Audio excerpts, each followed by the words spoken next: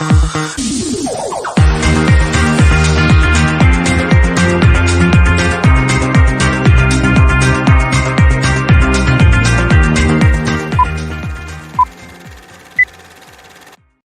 live from Brussels, it's ZNLive. That's right. And this week we have a fantastic guest. We have Chloe Mikolajczak, and she is on Instagram. In fact, yesterday we had our EU influencer event, and Chloe actually shared some thoughts and is a participant that we recognize for her efforts on Instagram. She's very focused on climate change. She's actually got a very interesting background, climate and social justice activist. She's coordinator for Fossil-Free Politics, and she is the co-founder of the Burning Case podcast, which we're going to talk about, and is the founder of the Green Seeds project. So a lot of interesting things.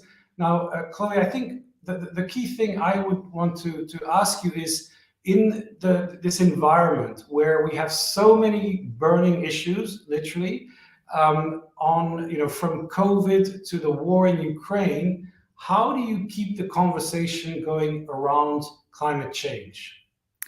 That's a very good question, and a question that I get a lot. And I think, sadly, the current context helps. We've had one of the worst summers ever in Europe, one of the driest, one of the hottest summers. We can see that millions are suffering already in Pakistan. And I think this really helps keep the climate agenda, so to say, in the public eye. At the same time, you mentioned the war in Ukraine. And in Europe, we are really struggling to avoid an energy crisis and a cost of living crisis. And I think that's really used by the industry as an excuse sort of to push for more fossil fuel. So I think as climate activists, we need to be extremely wary of this. And then on the communication question, I think that's a key one. And it's sort of a test. This winter is going to be a test, I think, for a lot of communicators around climate breakdown, because people are struggling to pay their bills. People are struggling to meet their essential needs. And I think we're going to need to make such an effort to show that these two issues are connected, climate and cost of living crisis. And we can't keep staying in our sort of green bubble and talk about climate when we're going to have people experiencing extreme poverty, probably in Europe this year because of the cost of living crisis. So making sure that the issues are connected and that we are fighting, and that's my personal opinion, but we are fighting sort of the real responsible here together. I think that's one of the key aspects. And do you think that these crises help us get a better understanding of the gravity of the situation, in the sense that, we talk about climate change to some degree, we talk about it so much that sometimes people are just not really scared enough, perhaps? Do you think that with COVID, people said, a pandemic can be a real thing, it's pretty devastating, maybe we need to take climate change more seriously? How do you feel the conversation is moving? I think what COVID has shown is that it's possible for government to take really radical, drastic measures, which we weren't too sure. So I think on that front, that was interesting, and I think when it comes to climate, you're right. A lot of people, especially in the global north, don't necessarily feel the impact yet. And that definitely slows down action. So I think what is really, really key, and what we have not been good at doing, is really amplifying the voices of the ones that are the most affected. And that is mainly people in the global south. And we need to make sure that when we communicate about climate, whether it's on social media, whether it's at COPs, whether it's in the room with decision makers when we are discussing this, we don't just have the interests of the industry that are represented, but that we make sure that the voices of the people on the front line, including indigenous communities, are represented. And this is something we need to really become better at doing. And this is something that many people are starting to realize. And I think this aspect of making sure the most impacted are listened to, that's a critical aspect.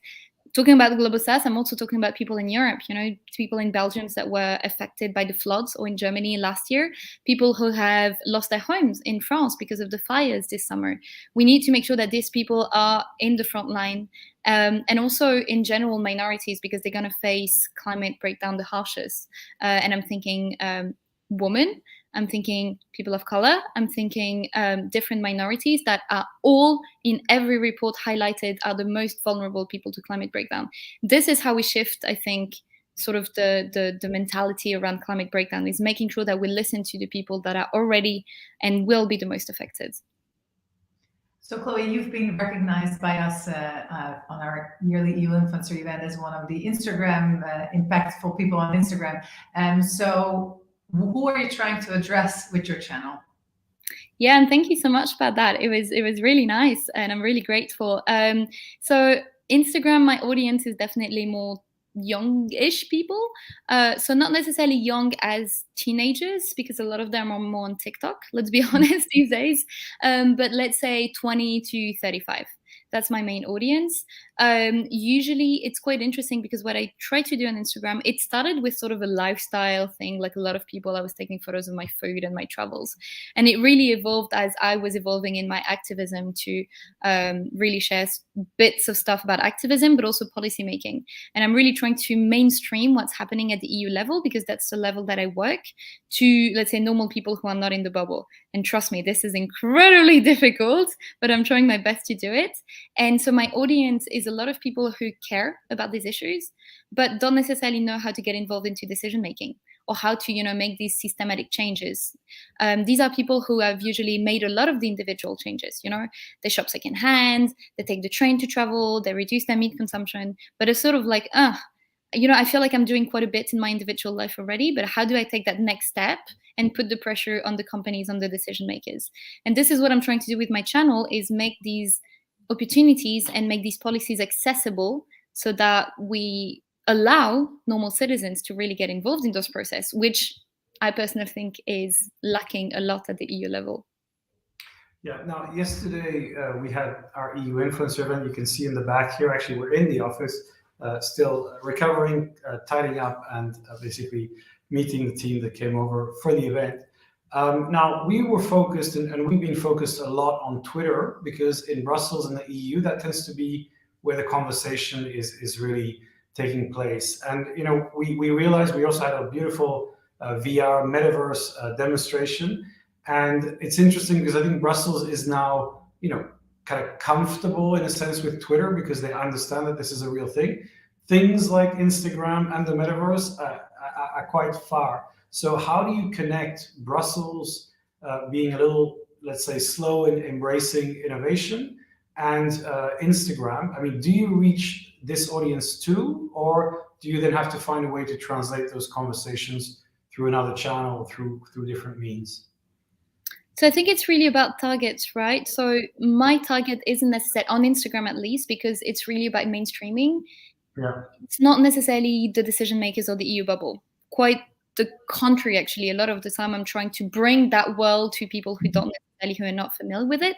Though we also do on social media campaigns. So sometimes we target MEPs, we target people at the commission. That is always very interesting, because you can see that they're not that familiar with Instagram, because a lot of the time your messages are left unread. When you tag people on stories asking them to vote a certain way, they're left unread for like months and months on end. So the Instagram is not necessarily their bread and butter. So I think, the EU bubble is not my main target. It doesn't mean that I don't have people from the EU bubble following me. And it's quite interesting, because usually when they do, either they stay quiet, they stay silent, and they don't really comment, but I can see that they're following and then they're watching and engaging with the content. Or they sort of say, oh, it's cool what you're trying to do on Instagram versus Twitter. So I think there's an appetite. It's just that a lot of people, as you said, are so comfortable with Twitter that it's difficult for them to imagine going to different social platforms that has completely different codes. Let's be honest. On Instagram is about, and that's the algorithm that is that way as well, but it's about pushing a lot of human content, right? Content that has your face on it, videos where you talk, photos of yourselves. It's a little bit narcissistic, I would agree. And it's very different content from Twitter, where you can just, share a quote and you don't even have to show your face ever. So I think it's very different codes, very different targets as well. At the same time, I think it's super important not to put aside Instagram, because it's a whole different world and you're going to target whole different people. But it's about, I think, doing it with authenticity and humanity, in the sense of like a person. I don't think an account, to be honest, I don't think a super institutional account for a company or an institution would work really well on Instagram if it's not about people. If it's explain a post or stuff like that, that usually is not content that is pushed by Instagram. So I think that sort of human aspect on Instagram is crucial. And it's very difficult, I think, to grasp for a lot of people in the EU bubble who are extremely comfortable with Twitter. Yeah, and I would ask you, what would you advise communicators who are, creating their Twitter channel and working on that? When do you think it's right for them to start thinking about Instagram? Now, I think just to comment on one of the things you said, for example, The Economist, the FT have Instagram channels that have a lot of followers, which I presume is probably a different demographic, of course, than their traditional readers, but it seems that they're I think in the millions. So there is appetite for I would say that kind of content. But what would you tell people who are working for the Parliament, for the Commission, or for a corporation? How much focus should they put on Instagram right now? Well, I think that if they're trying to reach normal citizens, they should get on Instagram. They should probably get on TikTok, to be honest, as well. And you need people who know what they do. That's the thing. Like, I see content sometimes from institutions and I'm like, oh, yeah, that is probably not a communicator who did that. Or, like we come across quite a lot in the EU bubble, people who are hired as communicators, but who don't actually have a background. They have a background in public policy or stuff like that.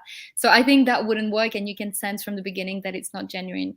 I think one of the key aspects, if you want to get on Twitter and sort of be successful if you come from an institution, is putting people. So I would much rather watch, I don't know, an MEP assistant or an MEP advisor tell me a story than just a post saying, oh, we got this vote, done, or something like this.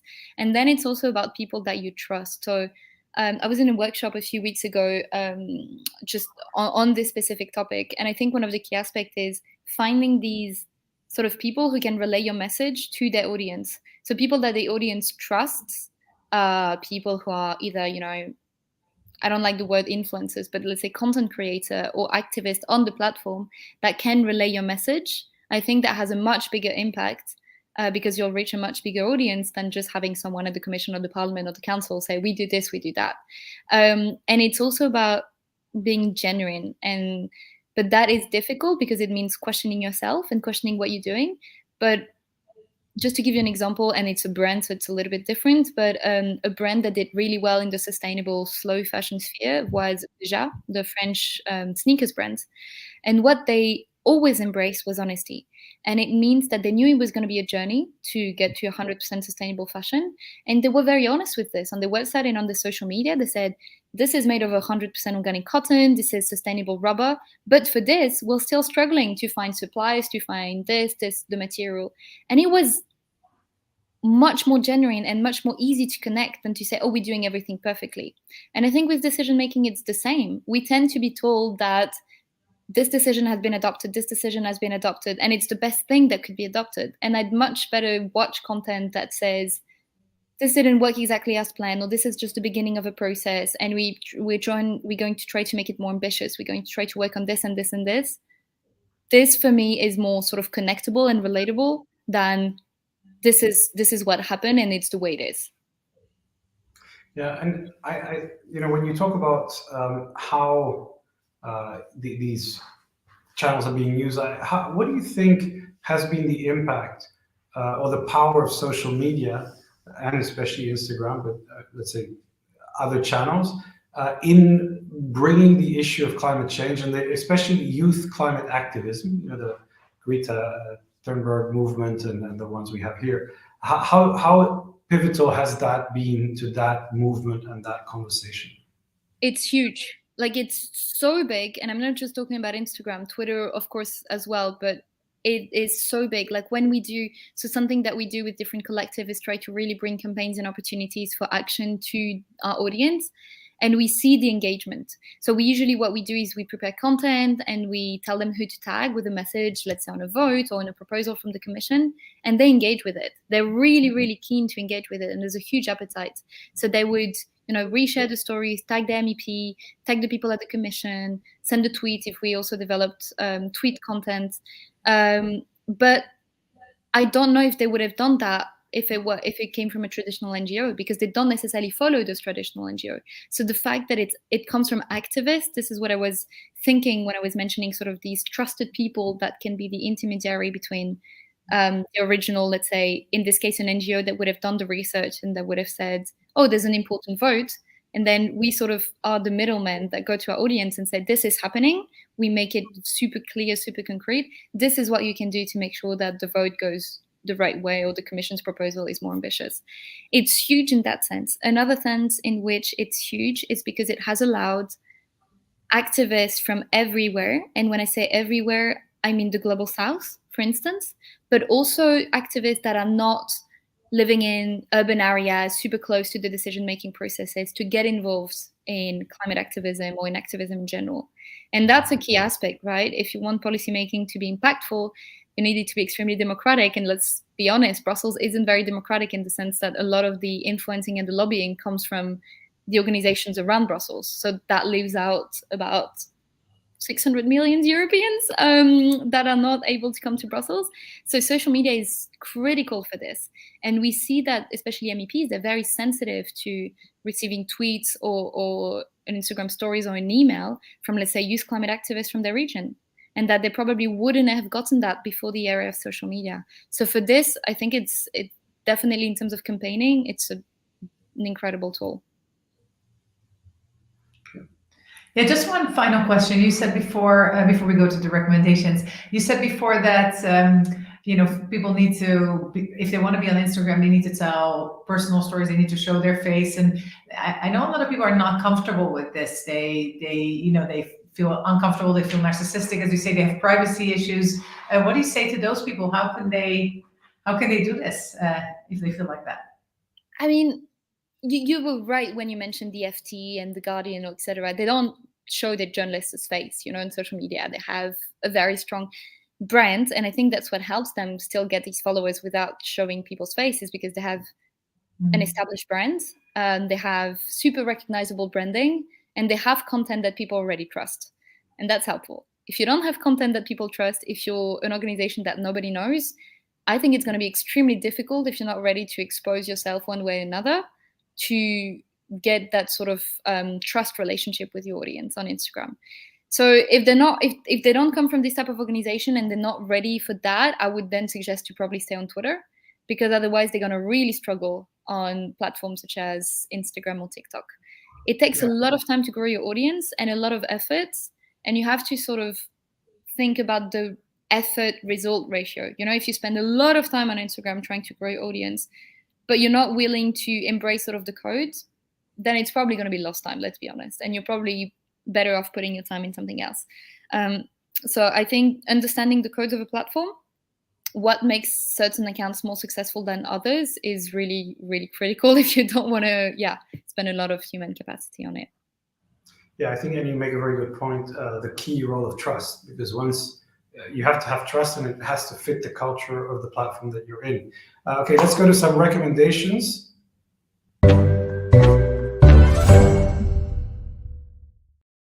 So I know you have a podcast to recommend. So what is the name of that podcast? And what's it about? It's a little bit of shameless self-promotion, which I don't like doing, but you asked, so I'm going to do it anyway. It's called The Burning Case Podcast, and it's a youth-led, volunteer-led. We don't get money from it. We pay everything for ourselves. But it's a podcast which is about radical democracy, and we try to mainstream policy topics, and especially EU policy topics, and link it to the most pressing issues of our times. So just to give you examples of episodes we've done episodes on lobbying in the EU. We've done episodes on the lack of inclusivity and representation in EU politics. We've done episodes more recently on how fossil fuel is linked to conflicts, or specific trade agreements that are currently being negotiated. So we really try to, bridge the gap between normal people and EU policymaking. And we also try to provide opportunities for action. So if there's a campaign that's happening, we get guests on and we get them to talk about the campaign and how people can get involved. Fantastic. Leo, you have a recommendation for this week? I have a recommendation for this week, and that's to go to our e-influencer landing page. If you haven't watched the live stream yesterday, we have it recorded for you, so you can see everything. You can see some really interesting quotes from From who? From you, for example, Chloe. You were featured, as well as we have some really good quotes from James Cantor, which you may or may not agree with. I think you will, Chloe. Some others may not. And so, also from our number 2 on the list. If you want to find out who that is, you have to watch the recording, or you can go to our Twitter channel and see all the news. So we have the full list. The top 50 is announced also on that landing page, and also, of course, in the recording. We have our influencers, the category winners, and the Instagram shout outs, as well as LinkedIn shout outs. So there's a lot of information there, a lot of interesting quotes, some funny clips as well. So, and we jump into the metaverse. So if you want to read all of that, as well as a fundraiser for Ukraine that we're running, then please go into it, and we'll put the link to that in the chat below. Chloe, you want to say something? I had just another recommendation at the top of my mind, and it's a really good book that I really encourage everybody to read. It's called The Good Ancestor, and essentially it explains how we can become better ancestors for future generations, and how humans are actually able to do that, and it's been proven in the past, and how we really need to start thinking generations ahead. And this goes for climate, but it also goes for stuff such as AI, for instance, and how we need to stop thinking about just the next few years, the next few months, and our own sort of little bubble, and we need to start thinking ahead. And for me, it's definitely a life-changing book, so I would definitely recommend. Excellent. Well, thank you for that. And as Lyra said, you can check our website to see the top influencers on in the Brussels bubble. And we have Andrew Stroline, number 1, David Keaton, number 2, Jean Quatremer, number 4, and John Worth, number 4. So for the others, go and check out the website. And lots of women in the number 50 as well. Absolutely. In So the top 50. Have a fantastic weekend. Join the conversation, #EUinfluencer for more discussions. And we would love to hear from you, Chloe. Chloe, thank you very much for joining us. Have a great weekend, and we will see you online. Thank you for joining us. Bye.